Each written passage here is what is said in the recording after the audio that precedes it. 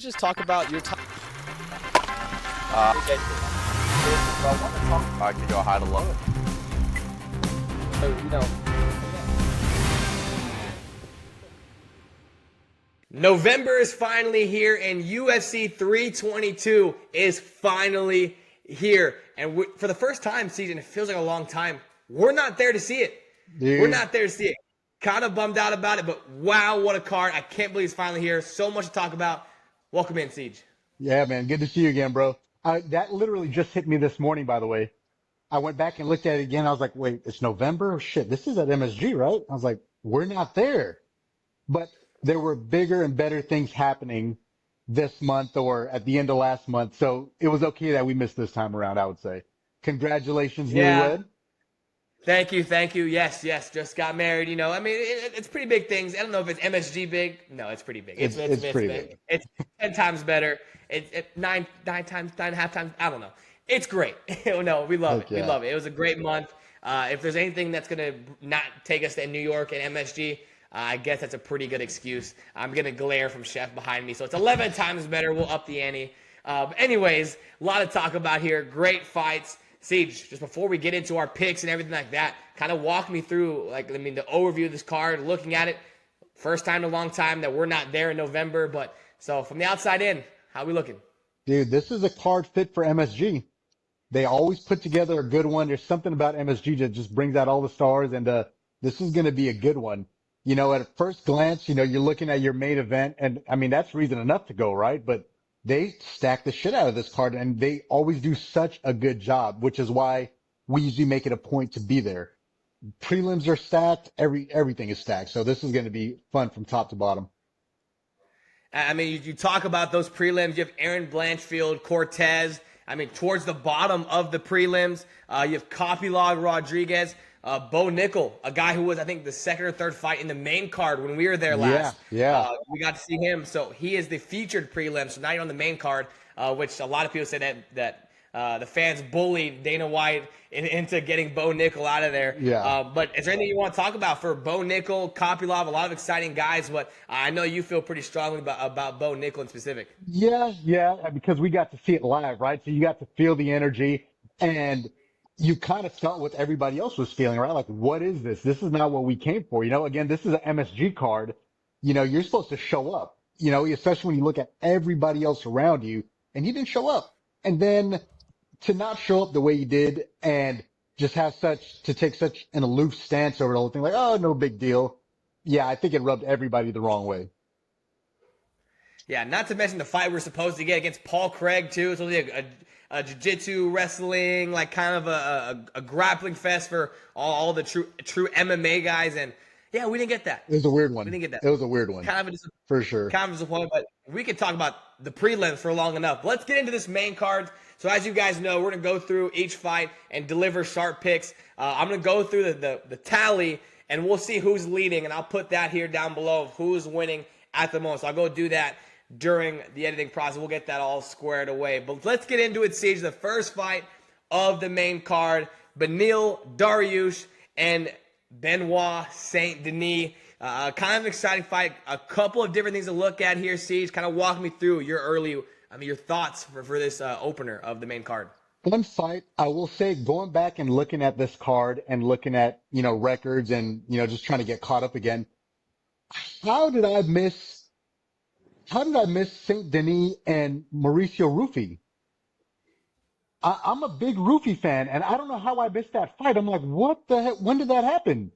I don't know how that completely flew under the radar for me. So I was like, I still went back and rewatched it because I was kind of upset just seeing the result. And I was like, how did I miss that? I'm always signed up to watch Rufy fights, so missed that somehow. But great fight, man. Dariush, you know, he's back in there again. He was coming off a really good streak up until he ran into, you know, our boy Oliveira and didn't look so good. And then he lost again to Sarukian after that. So that was a tough outing for him, but those aren't cans either. You know, those are legit guys. And anytime, you know, we see Dariush in a pickle, it's usually against, you know, some top contenders. So I don't think that's really taking him down a notch, so to speak. But yeah, man, I'm excited to see Dariush back out there. I don't feel like we get to see enough of him. Yeah, no doubt. And so let's preview just a little bit. Benoit Saint Denis is the favorite, the minus 210 favorite. They're currently the number 13 ranked lightweight. Beneil Dariush is the plus 175. So pretty close odds, slight favorite to Saint Denis. Dariush is the number 9 lightweight in the world. And you just, I don't know. So for some reason, Dariush just kind of slips through the crack for me. In a lot of these fights, but then you go back and rewatch it, and he is exciting, but there's just something that just doesn't give me that excitement for when he's on a card, but a fun fighter nonetheless. And actually, I feel the opposite. I'm pretty excited when I see him out there, but I think that's why, though, because I feel like he's slept on a lot. And when you go back and look at Dariush's fights, and you look at his record, the record speaks for itself. Outside of just the wins, the way he's winning, he's a really well-rounded fighter. He's got tons of, not tons. He has some decision wins, tons of KOs, tons of submissions. So he's a really well-rounded fighter, and you could see him take this fight just about anywhere, and he seems pretty comfortable. You never really see him out there just getting outright outclassed, right? I mean, say for, his last couple fights where, Sarukian, that's a tough night out for anybody, right? And then preview that with, our boy Oliveira. But, I'm always excited to see him because you don't know what you're going to get with Dariush. Again, he's comfortable. There's something, I don't know if it's the way he carries himself outside of fights or sometimes even in the cage, though. He almost seems he's loose, which is great, but he almost seems unbothered. He doesn't really get you fired up. He's not, hyping up the crowd or anything. He's just kind of like, yeah, I'm here to fight and I'm probably going to win. And, for the most part, he wins, But I think that's what it is. It's not anything overly exciting, except when he's knocking guys out, and he does do that. But yeah, I think for a lot of people, he kind of flies under the radar. Yeah, and so I agree because he is fun when we watch them, but let's keep in mind that his losses are very decisive as well. 5 of his 6 losses in the UFC are by knockout. He's got knocked out 5 times. And the other loss was by submission. So it's not like he's losing decisions close. Like when he loses, he's getting put out. And so I think that may be what it is a little bit. But again, I know he slept on, or for me, and I know I need to put some respect on his name. I get it. But for Benoit Saint Denis, kind of a little bit of a different story. Dariush, 36 years old. Saint Denis, 29. He is kind of on the rise. He was moving up. He faced Dustin Poirier, had a tough loss, and then kind of strung 3 wins together. So another guy who might be a little bit under the radar as far as the lightweight goes. For sure. Yeah. He was coming off of a hot streak there, and then he just got kind of stopped in his tracks, against a fan favorite. But I think that's kind of what this fight kind of signals to a lot of people too. A lot of people are looking at this as like a changing of the guard, and if he pulls it off, that was kind of what I think everybody was expecting with the Poirier fight. Everybody expected Poirier to kind of be on his way out, and then we see Poirier, take care of Denis and then just keep, add them up until we, finally retired. But I think that's the way this fight's being looked at.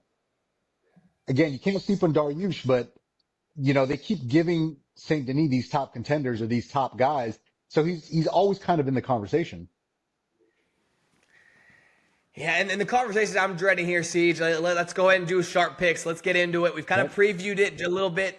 They both are in the conversation.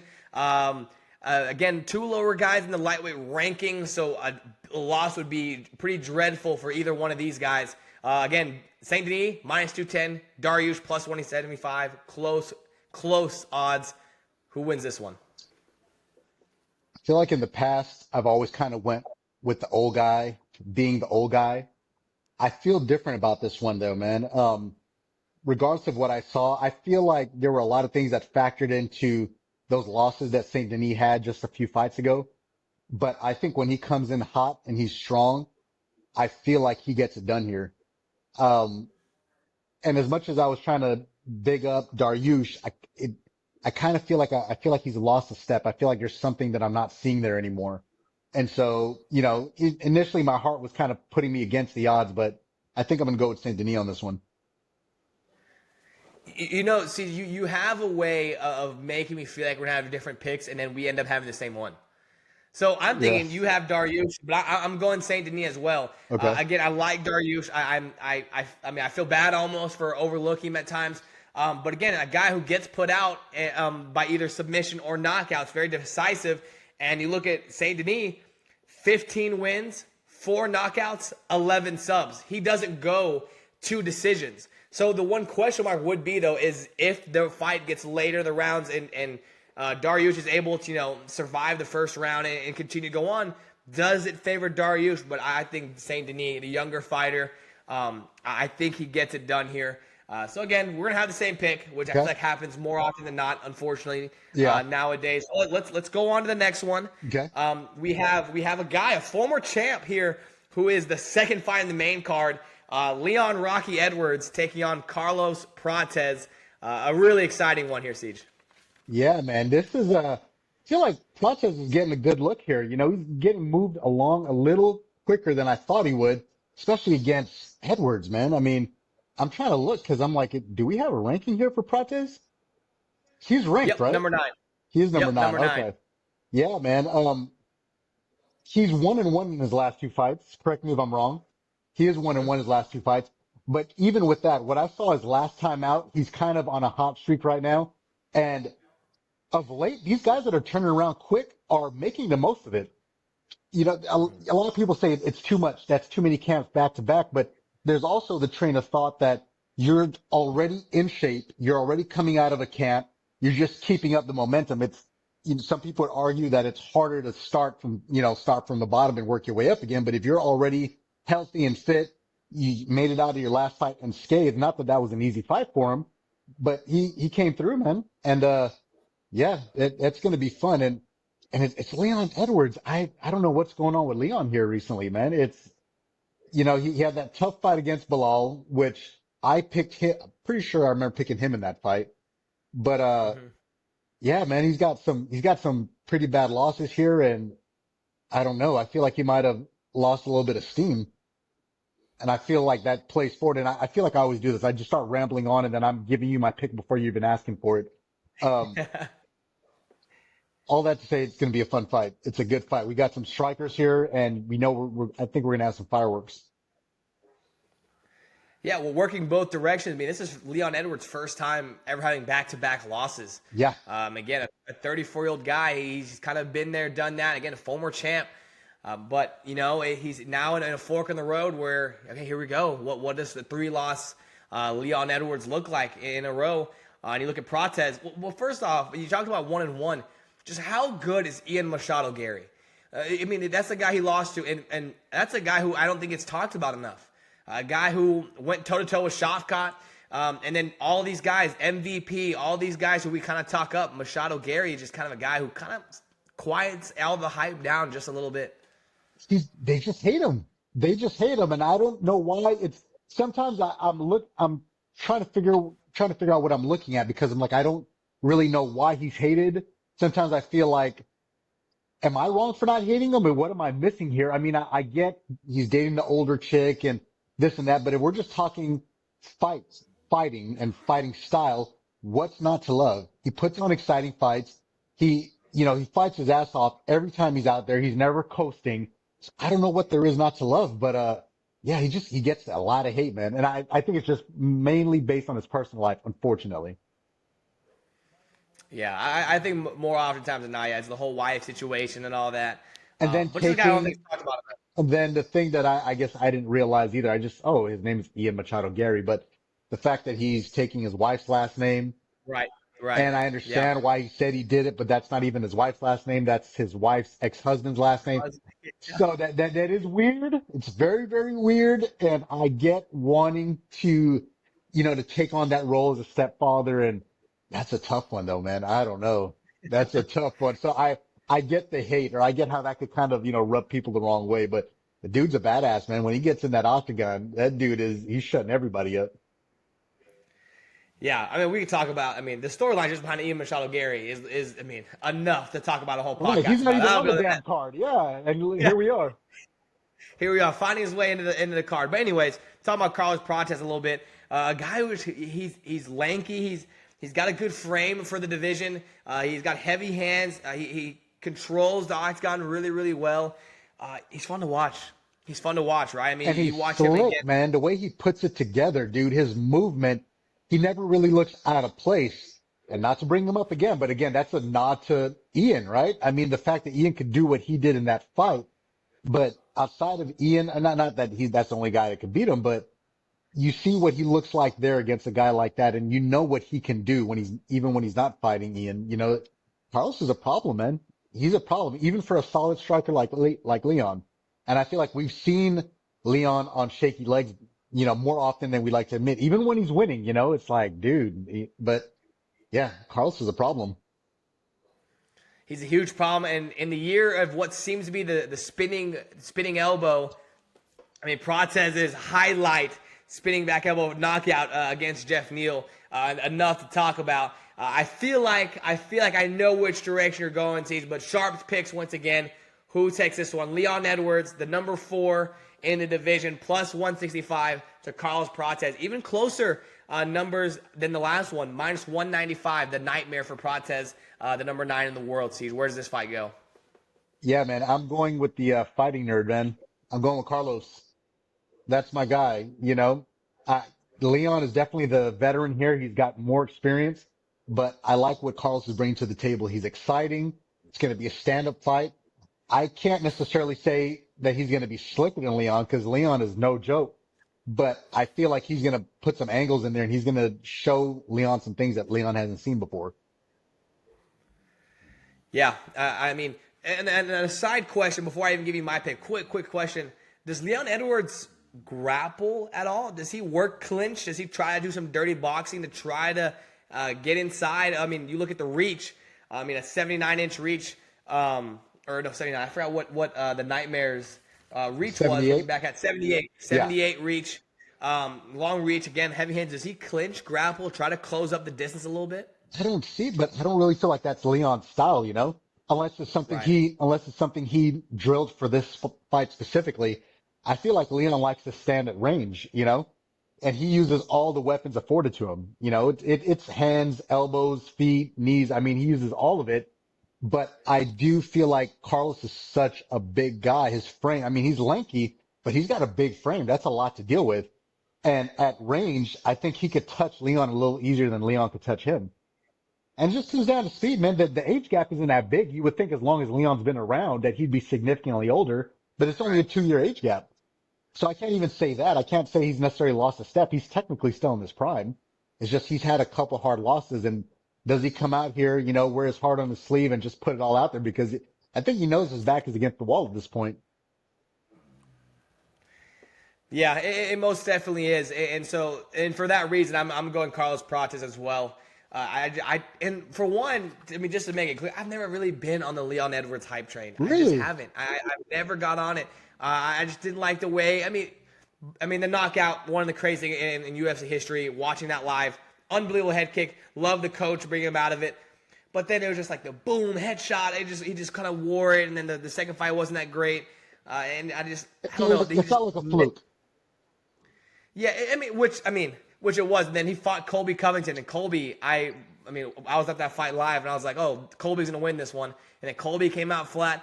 I just never seen Edwards just go to war, right? I just feel like he's never he almost got. I mean, let's keep in mind he almost got finished by Nate Diaz in that last round. If Nate Diaz wasn't Nate Diaz and didn't point, maybe he could go for the finish there. Anyways, going off track again. Talking about that because that dude, I to this day I don't understand what that was.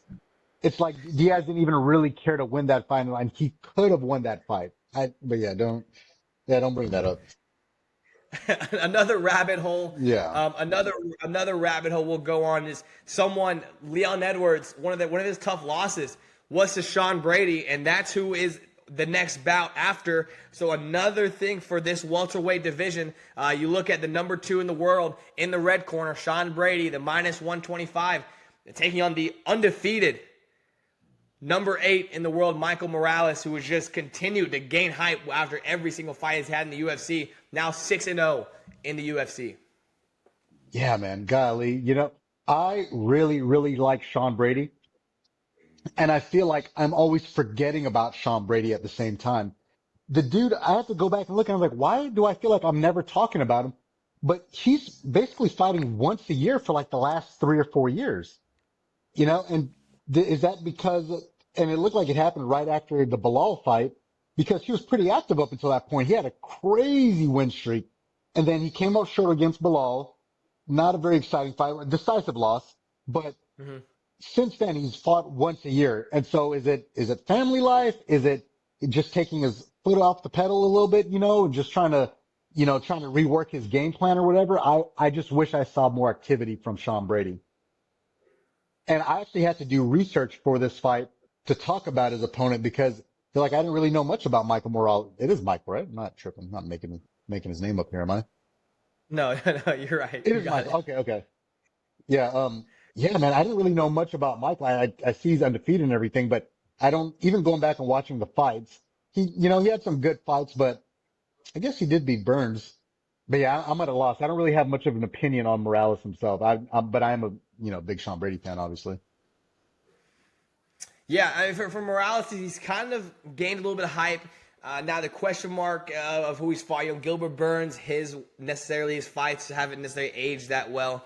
But yeah, he's a rising star. I mean, he's made his debut back in I think 2022. He had, got a finish, got a performance of the night off of Gilbert Burns. He's exciting, right? I mean, he's a 26-year-old, 6-foot guy. I mean, I think Brady's 5'10", so a little bit taller, Hmm. a little bit of a reach. I think it's the height difference between me and you. So about the same thing with me being Okay. Morales. Um, I like how you slipped that in there. That was good. So looking, I mean, again, and he's fought guys who have been there, right? Neil Magny is no pushover. Nope. Gilbert Burns, however you feel about him, is absolutely no pushover. I Yeah, mean, two big wins to put Burns out.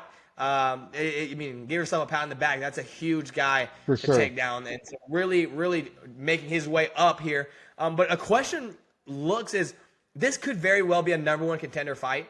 For You have sure. Bilal Muhammad number one, Brady at two, but it's two versus the eight, right? The number eight guy getting kind of the number one contender spot, and the people in between them. You look at some of those guys. I mean, you have, who is it? It's like Ian Gary, Shafkat, and then Leon who's fighting. All those guys in between. Yeah. It's kind of weird. That's a number two and number eight.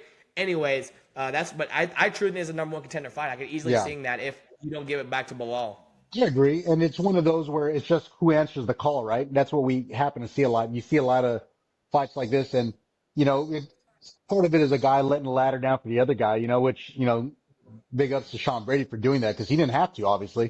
They're like, well, you don't want to give me number one or number three, so just hang it up and let me know when you get somebody better out here. So shout out to him for doing that. But yeah, absolutely. The fact that Michael is going to put it out there and put it on the line, how can you not call that a number one contenders match? Again, we don't really get to see a lot of what happens behind the scenes. We hear chatter here and there and some of the talking heads will pop up and, a lot of it's gossip. But for the most part, when this kind of stuff happens, that's usually why those other guys didn't want to answer. And you know how Dana feels about guys not stepping up.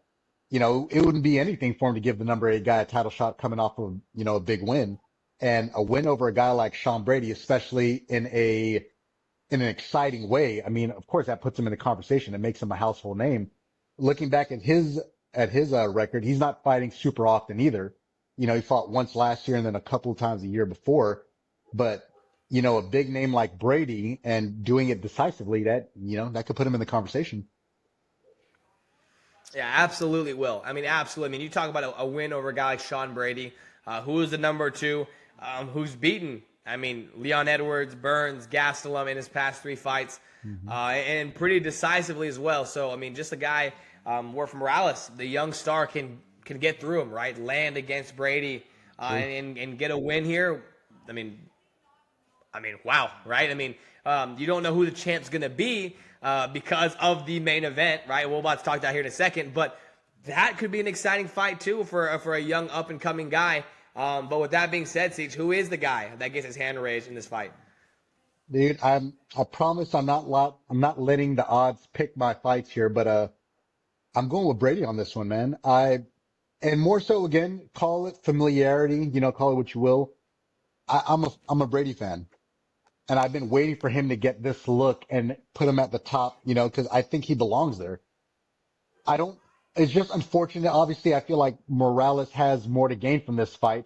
But if it's an exciting fight and he wins, we've seen what the other guys can do at this weight class. And even if it, in saying all that, and, my mind's racing as we're talking here, But why not put Brady up against another, if he does win this fight, why not put him up against another number 3 or number 4, a Shavkat or any of the other big names that we are talking about? Because there's so much to be done there. You know, that somehow these guys are missing each other. You know, you had, shout out to, Gary for taking that fight with Shavkat because you don't see that happen too often. But that was an Right. amazing fight. You know, those guys, I feel like that was a neck and neck fight. It was everybody kind of expected it to be a blowout. It was way closer than we thought it should have been. Right. But I don't know. Maybe I'm backing off a little bit. I don't know if this is a number one contenders fight because there are some exciting names that are just not popping up right now. I'm not sure why. And it's a stacked division. Yeah, it's a really good division, but the only thing that concerns me is the age of the division, right? You look and right behind Bready, you have Shavkat, right? Shavkat's the guy. We know that. Yeah. But this activity would be a little nicer from Rachmanov. Then you have Leon, who again not old, but is he fading out of his prime? Question marks there. Kamaru Usman, you don't really know how to feel about him. I didn't even think about him in that conversation, honestly. Not because he doesn't have anything to bring to the table, but he kind of feels like he's not active much anymore. You know, his last fight was at middleweight, right? Or did Yeah. he come back? No. He came back down. He came back down in a fight that everybody thought he was going to lose. Who was that? He did come back down. Oh yes, and won. Who was it? The guy who beat Colby, Joaquin Buckley. That's who it was. Yes. So that was at welterweight, right? Yes, Okay. yeah. I I'll go forgot back and about double that. check. But I'm pretty sure. Oh, I'll have to I look into that. apologize. It was been, wow. That was disrespectful. Never mind. Forgot about that. Sorry. Forgot about that. Yeah, man, but I don't know. Like, again, I'm not trying to be a flip flopper here, but it's kind of hard to say how I feel about this or what this fight would lead to, I guess. Sure. Um, I don't even know if that was a question. We went way off topic here. Were you asking me for picks already? Dude, Yes. I'm drinking Yeah, coffee here, by the way, because I am an old man, and so my brain is firing a little too fast, and my mouth can't keep up with it. So sorry about that. no, you're good. But that we start talking about division. You're good. You're full with it. Okay. You gave your pick though, so you're good. You gave Okay. you. I understand. You're in Sean Brady. Yeah. And it does kind of suck because I'm kind of in a similar boat where I'm picking favorites right now. I'm picking favorites and I don't love it. No. I'm going Sean Brady as well. And I think and visually what I'm imagining from this fight as a little bit like the Leon Edwards fight. Brady looks like he was a step behind the striking department, but he's just going to continue to clinch, continue to grapple. I mean, we're talking about a jiu-jitsu guy. He's got a really good, strong grappling base. I think that's where he takes his fight. So it's and again, when it's grappler versus striker, more oftentimes than not, you can see the grappler, he gets stuffed once, go back for it, and go back for it. So I think he's going to be really contingent on that. I could see him being maybe a step behind in the striking department, but I think that grappling, I think he will out grapple and maybe tire out Morales. I think that's where I see this fight going. So we're going to agree on again. Unfortunately, we're 3 for 3. Yeah, man. I want to add a little parity to this thing. You know, I don't want to just go with the favorites, but that's really where I'm leaning right now. Yeah, and so, I mean, this one might be the fight for you then, because there's no real favorite here in the co-main. You have Zhang Weili, Weird. the minus 115, taking on the Bullet, Valentina Shevchenko, the minus 105. So we're neck and neck here. There's no real favorite underdog here. I mean, the odds are pretty even. Weili vacating her division, vacating the belt, moving up to 125, fighting Shevchenko. One of the greatest woman fighters ever, has everything. Lay the stage, Siege.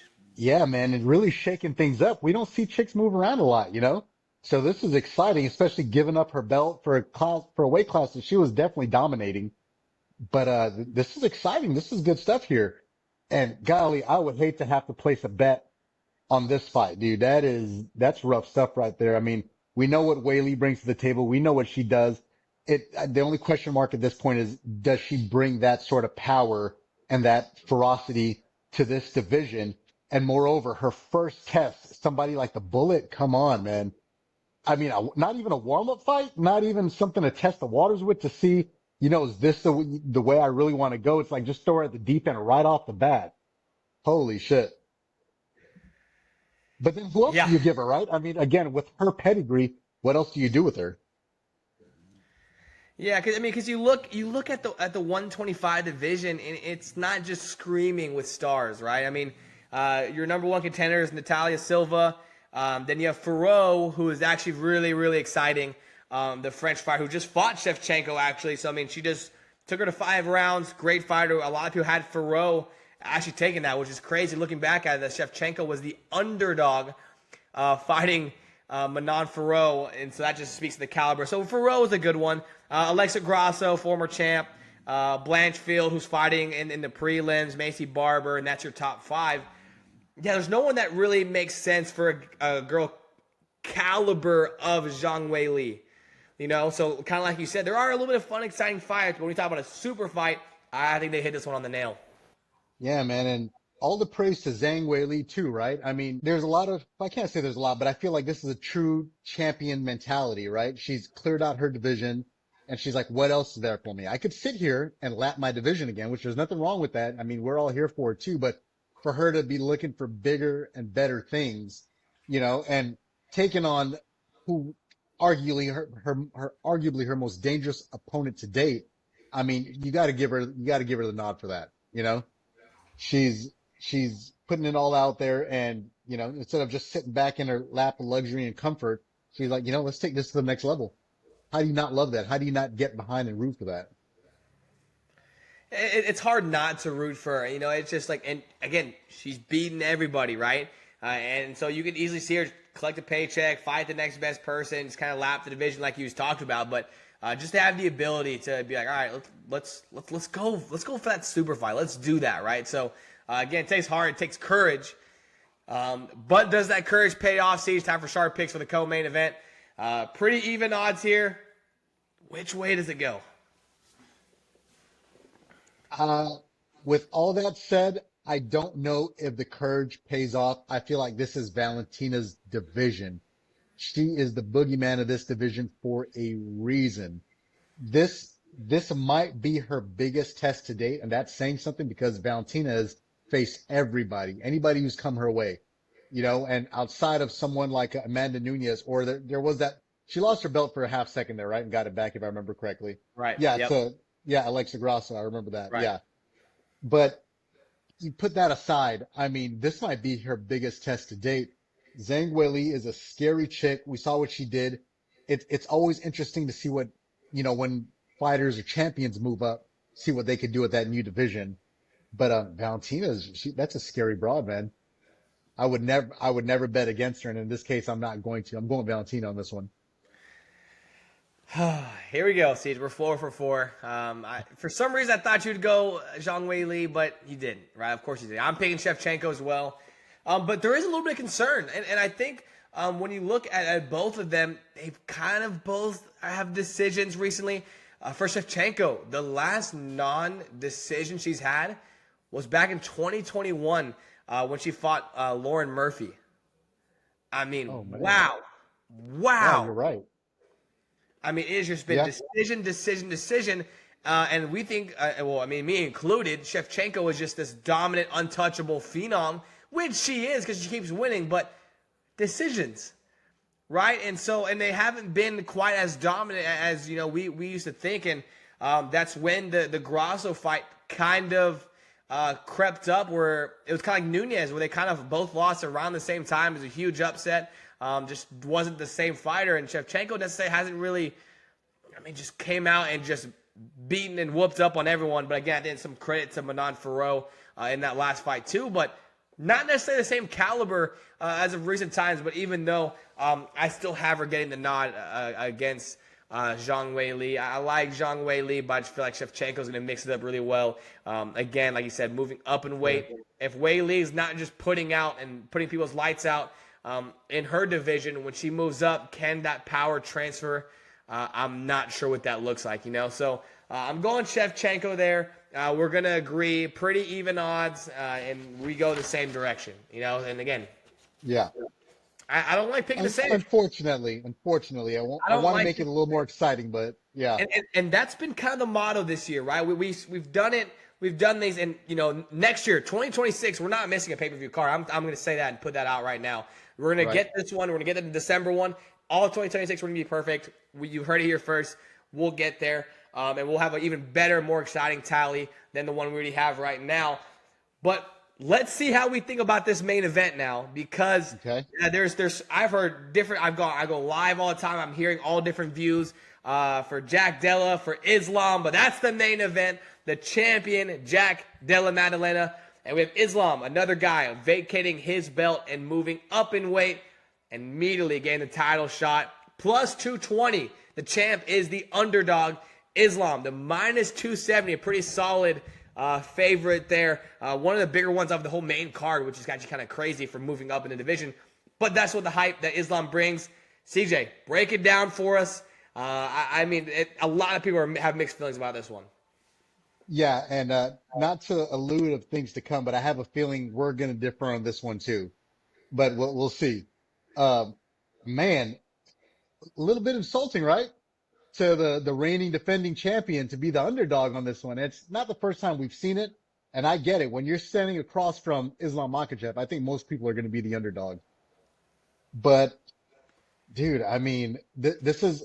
I feel like this is as close as we're ever going to get to those dream matchups we were hoping for back when Habib was running the game. That's Yeah. all we ever talked about is, come on, Habib, let's move up. We know what you're doing here at lightweight. We know this will translate to welterweight. We just want to see it in action.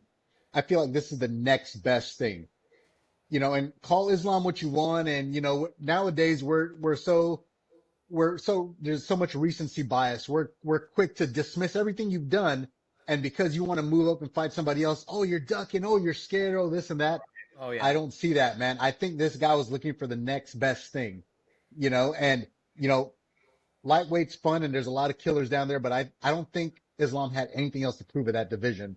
And I fully back even though I wanted to see that Ilya matchup, I fully support his move to go to welterweight, man. He's a big boy. He's a strong boy. And, I think he's going to look good up here. I can't wait to see him at 170. But again, like you said, if he wins, him and Ilya, I mean, you talk about a super fight. We haven't seen a super fight like that kind of caliber in a very long time, right? We're talking about, Conor Habib, possibly, as far as super fight goes, nobody will ever be Conor McGregor again. Don't compare it to Poirier to do that. Don't Right. do that. The Conor was selling out. Arenas for his weigh-ins. Don't do that. But as far as super fight goes, if you're trying to bring some compatibility to it, it would be a huge fight. I think a lot of people would buy it, and us included, right? Let's not act like we're not part of that. We're just excited. We can talk about that here in just a minute. Islam is really exciting, right? He looks really, really good. But yeah, a little bit dirt thrown on JDM, right? He's the champ. He just had a really exciting fight against Bilal, which a lot of people didn't really see coming. Bilal didn't really throw. It was a kind of a weird fight. Bilal wasn't just shooting takedowns left and right. But it's really, really confusing, Siege. But Jack Della, undefeated so far in the UFC. And Islam, 16-1. It's like two guys who just know how to win here at 170. And it's a lot that goes into it. And looking like a killer along the way too, right? Not a whole lot of boring fights under JDM. Not a whole lot. And it's interesting that you bring up Bilal too, because I almost forgot about that whole narrative, which is Islam saying if Bilal retains the belt, he's not moving up. And him saying, solely basing on his brotherhood that he feels like he has with Bilal, I'm not going to go up and fight Bilal unless he loses. He lost. Let's say he goes and fights JDM and he wins. Does Bilal return the favor? What is Bilal doing? I really heard anybody talk about that. Does Bilal but does he retire this division and go somewhere else now? Because he kind of seems like this is Bilal's. I can't really see him moving up to middleweight. Just the size discrepancy, right? We're 15 pounds apart. Right? I don't really see Bilal. So what happens to Bilal? Yeah, thanks, brother, for, hanging out until I lost. But now if you do win, now do I just hang it up? Do I stay tied up or, right? What's the narrative on that? I haven't really heard much people talk about that. Yeah, that's really weird. I didn't think about that either. He definitely doesn't want to move up. He's not moving up to middleweight, right? He doesn't want to see Shemaev, Dreykus, Imavov, and all those guys. I mean, that's another caliber. I think Bilal is a little bit overhated. Not the most exciting guy at times, but a little overhated. But I don't think he wants to see that. I don't know what that would look like. I really don't. Does he return the favor? I think everyone just so been caught up with Islam wins, therefore he goes to Ilya. If that happens and this happens, no one's really even considering what happens to the rest of the division. That's a great question. Yeah. Poor Bilal too, man. He's another one of those guys that just doesn't get the love. For myself included, I don't get fired up when I see Bilal on a card. If anything, I was just fired up about the JDM matchup, but not necessarily because Bilal. And at the time, he was the reigning champion. I just hadn't seen anything that just moved me in that way. And JDM does that. I think he does that for a lot of people. I mean, when you have a knockout artist like that and a guy, and most people tend to gravitate towards the strikers, especially the striking champion. For sure. And Bilal, he wasn't a slouch, but he was a little more well-rounded. I think a little more wrestling heavy, right? Yeah. He mixed it up a lot more. But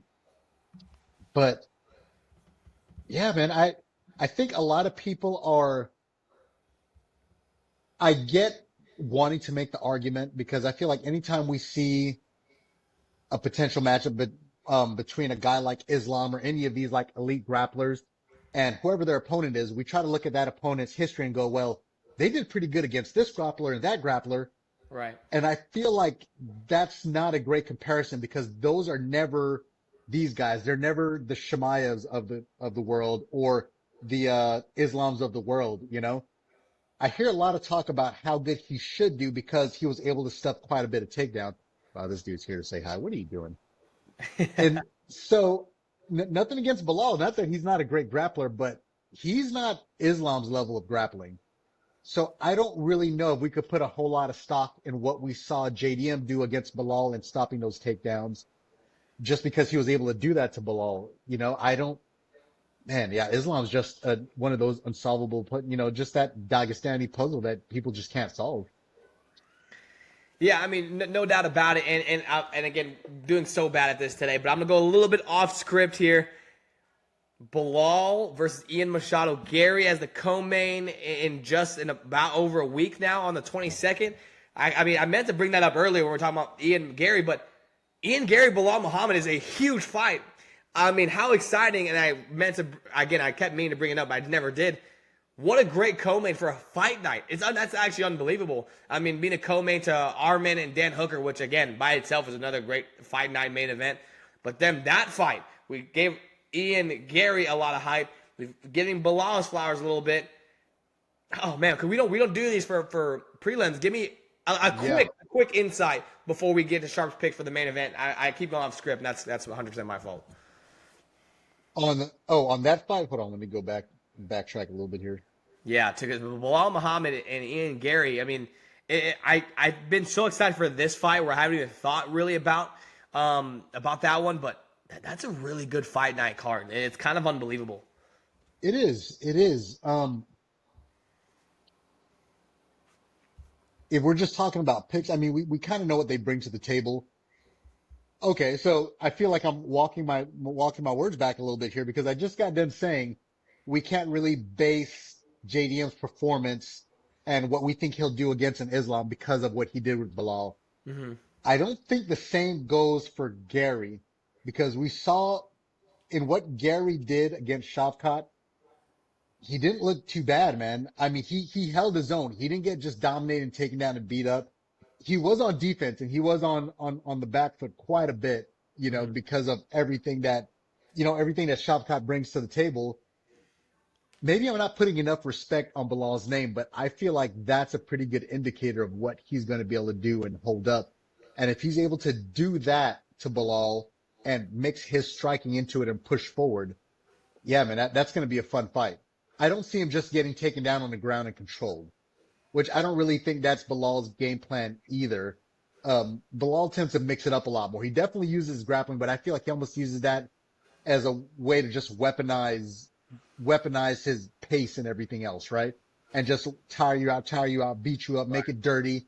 Not exciting, but it's effective. I don't know if he's going to be able to do that to a guy like Ian because I feel like Ian got a really good taste of what elite grappling feels like, and he didn't look terrible. Didn't win, but he didn't look terrible. Yeah, I think maybe I'm an Ian Gary guy. I'm going Ian Gary there. Sorry for taking us off track. I'm really bad at doing that, I guess tonight. All right, Siege. I agree. Who takes home the gold in this main event?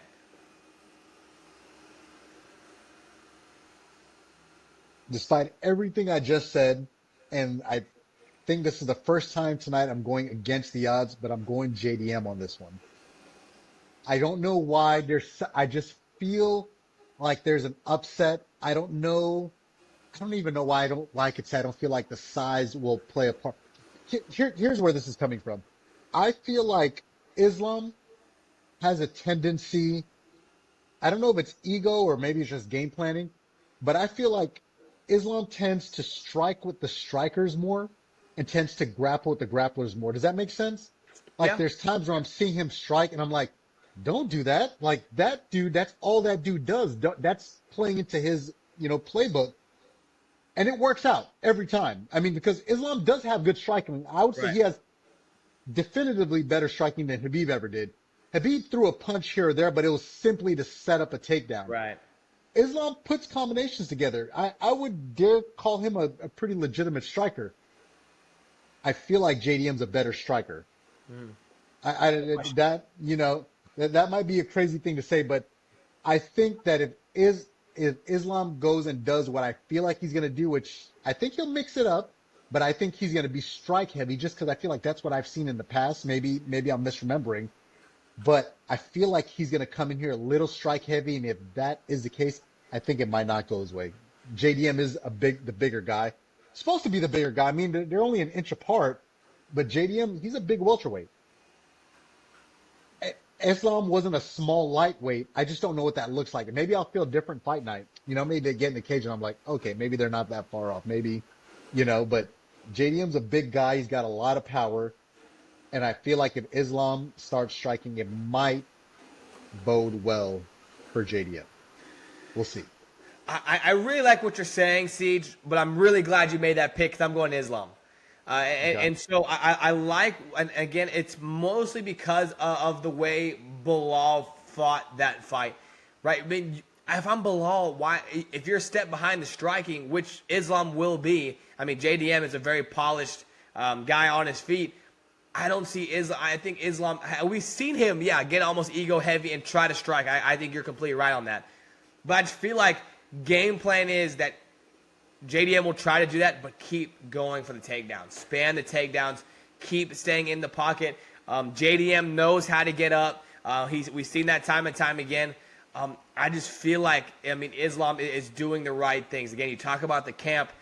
The only concern I do have, though, is guys have gotten up against Islam, right? We see Volk got up. We see Poirier get up. So what does that look like when another bigger guy, and it's going to be really hard to keep him down. I'm going Islam there. I'm sticking with the favorites. Not that excited to do that. I'm not a big fan of going favorites there. But again, I feel like based off, without even looking at the odds, looking at how these guys match up stylistically, I think JDM, though, is a big issue. I think the plus 220 is absolutely insane. I think it should be dead even because you just don't know what the size looks like. You just saw JDM take on a grappler in itself, and you saw him hold his ground. So I'm a little surprised at the odds, but I'm going Islam. I trust the Dagestani camp. I trust Khabib Nurmagomedov. And maybe it's my heart telling me that I want the super fight with Ilia Topuria. Maybe that's what that looks like. I would rather that fight be at 155, but that can be a whole other conversation. I'll go down another rabbit hole. But CJ, I'll just open it back up to you. We just talked about the whole card. You have something in your mind. I can see it right now. Go ahead and shoot. So something that just came to mind. If Islam does lose, what does he do? Does he stick around at welterweight? Does he go back and go, you know what? Let me see if I can regain my belt back down there at lightweight. It's no longer a super fight necessarily, but it's still a big fight, right? Or does he lose a little bit of shine coming off of a loss trying to go back down to lightweight? He definitely lost a little bit of shine, but the thing I've heard of it, and I don't know how serious to take it, is Ilia's like, hey, come back and fight me. And Islam's like, I don't want to do that weight cut again. I don't want to go back to 155. So is he burning the? Is he, Is it kind of, you burn the ships and you're like, all right, this is my new division, and if he loses, maybe let me get one more tune-up fight and make another run back at it. I guess everything depends on how, right? Not necessarily, if it's like a Volk situation where it's neck and neck and it's a split decision, flip of a coin. These judges do what they do, and it's a flip of a coin. It's like, okay, I belong here. You run it back, yeah, right. But if he goes there and it's just a size difference. I mean, he can't keep JDM down. JDM can just stuff takedowns easy, and Islam gets like embarrassed or just showing that he's too small. Then we have a different conversation. But I think a big thing is how, not necessarily if he gets it done, but how it gets done. I think that's a big thing that I'll be looking at. Sure, yeah, fair point. So again, any last comments, Siege, before we hop off here? I feel pretty good about our picks. I can't stand picking the same ones. Where's the drama in that? But again, Siege, I'll open up one more time to you. Do you have anything else you want to talk about before we hop off here for the night? No, man. I'm excited to see this one get done. I'm excited that we're going to start keeping score because maybe people are looking over at our pod over here trying to figure out which way they're going to place their bets. So it'd definitely be good to keep score and see what how this shakes out, and if we even know what the hell we're talking about, or we just blowing smoke. So. Yeah, I mean, maybe a little bit of both. I don't know. Maybe you think we're just talking on here for 45 minutes. Well, thank you, Siege, so much for joining me again. I mean, we're super excited for UFC 322. Again, I'm broadcasting a football game, playoff football, in Austin on Saturday, but I'll be booting it back here to be in time for hopefully some of the prelims and definitely that main card, Siege. I don't know what you're doing, but yeah, brother. I mean, as always, you're welcome to come over, come hang out. Yeah, man. I'll see you there. Sounds good. Sounds like a plan. We'll see you. Thank you so much for joining us again. This has been UFC 322 Sharp segments. We'll be back to break down UFC 323. That Vegas card looks to be really, really good, and we're going to have a really exciting picture of that one. Hopefully a little bit different. But again, that's been Sharp segments UFC 322. We will see you guys next time. Be sure to drop a follow, subscribe, like it, comment. Do you agree, disagree? Let us know down in the comments. Again, guys, have a great weekend. Enjoy the fights, and we'll see you guys next time.